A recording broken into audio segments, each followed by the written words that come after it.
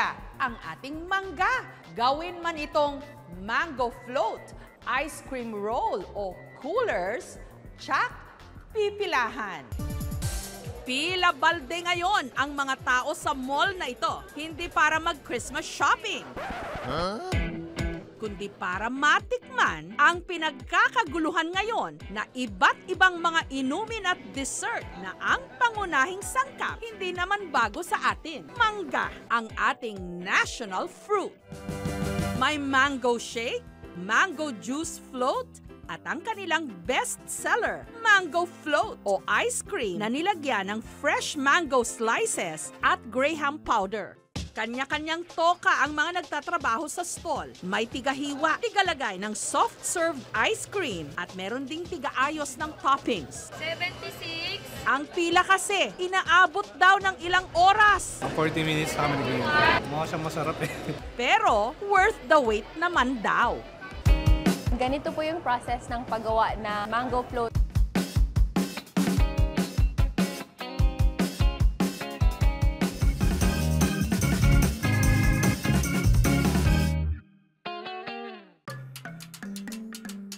It's the right sweetness. Everything else is just complementing the mango. Sobrang sarap niya talaga. Ang food stall na ito, pagmamay-ari ng negosyanteng si Michelle. Maxi po ang pangalan ng bunso namin. He's 3 years old. It's a new brand of soft serve pa rin that we released in 2017. Ang kanilang mga mangga nang galing pa raw sa Island Garden City of Samal sa Davao del Norte. Mangga because it's very convenient. It's very widely available in Davao. Mangga raw ang nagsalba sa negosyo nilang mag-asawa. OFW kami dati ng husband ko. We used to be caregivers in the United Kingdom. Umuwi kami for good in 2013. 2 years later, start na kaming mag-crash. One of the ice cream businesses had to close. This is what made us stable again. Kada araw, nakakabenta sila ng 800 to 1,000 cups sa pinagsama-samang branches nila sa Maynila at sa Davao. Ang presyo ng mga ito naglalaro mula 49 to 109 pesos. Pero sa eskinitang ito sa Tondo, may pantapat daw sila na mango dessert na talagang pangmasa. Gawa sa pinagpatong-patong na mango shake, mango puree, crushed grahams, ice cream sa halagang 50 to 65 pesos kada baso. Depende sa size. Kada umaga, idinideliver ang mga hinog na mangga sa bahay ni Reza. Maski ang laman sa paligid ng buto, matyaga nilang kinakayod para hindi masayang.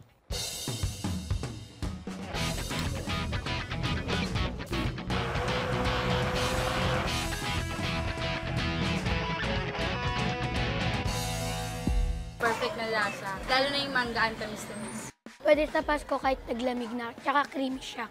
At kahit isang buwan pa lang daw ang kanyang negosyo, nakakaubos na sila ng 240 kilos ng mangga at kumikita ng halos 15,000 pesos kada araw. Hindi ko siya in-expect. Super blessed talaga na dahil lang sa mangga nag-trending.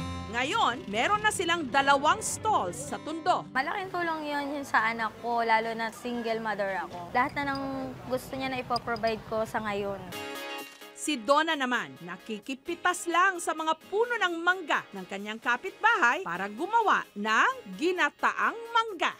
Ang hinog na mangga, inihahalo sa gata. Pwede rin daw itong lagyan ng yelo. Yung pong maliliit pa po kami, nakikita ko po yung aking nanay kung bakit po nila nilalagyan ng gata. Haba po kami lumalaki, pag po may nakikita kami o nakakabili ng manggang hinog, tinatry po din namin gawin para po na matutunan din nila at maalaala po yung tradisyon kung paano yung ginagawa sa mangga. Perfect pang merienda.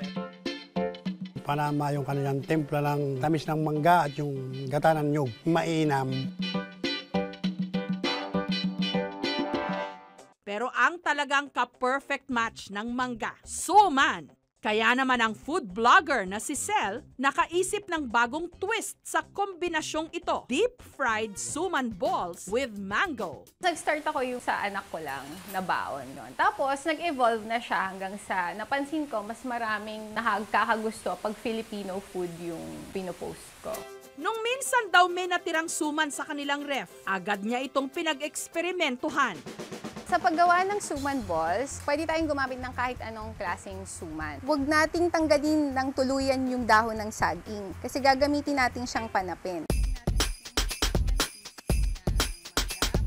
Para hindi dumikit ang suman, pinapahiran muna ni Sel ng mantika ang kanyang mga kamay.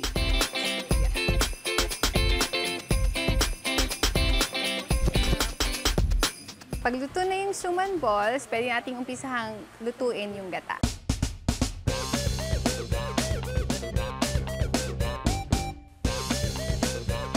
Sarap. Perfect siya for Christmas. Pero heto ang perfect panregalo ngayong Pasko. Mango ice cream at mango cake in one. Ito ang mango ice cream roll ng working student na si Chelsea. Boom nun yung online selling. So during that time, sabi ko itry ko. Aluminum foil, gagawa tayo ng molder.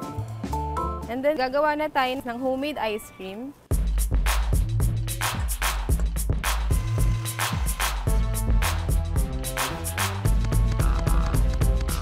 Kailangan nyo lang gawin is i-freeze siya for 6 to 8 hours.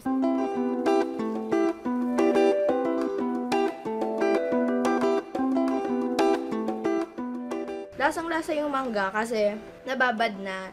Tsaka yung texture niya ice cream talaga. Ibinibenta niya ito online sa halagang 250 pesos. Para hindi raw agad matunaw, binabalot niya ito ng plastic wrapper bago ilagay sa container. It takes lang mga 1 to 2 hours lang siya kaya sa labas. Siyempre ice cream tunawin, kailangan talaga na ma-preserve siya sa freezer talaga. Ang kinikita ni Chelsea sa racket niyang ito, tulong niya pampagamot sa kanilang ama. Though nag-iiba-iba yung presyo, depende sa season, pero laging may mangga. Talagang masasabi mo na talaga ang mangga nakakatulong talaga.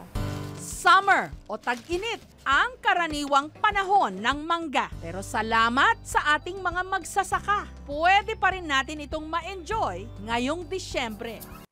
Thank you for watching mga kapuso. Kung nagustuhan niyo po ang videong ito, subscribe na sa GMA Public Affairs YouTube channel. And don't forget to hit the bell button for our latest updates.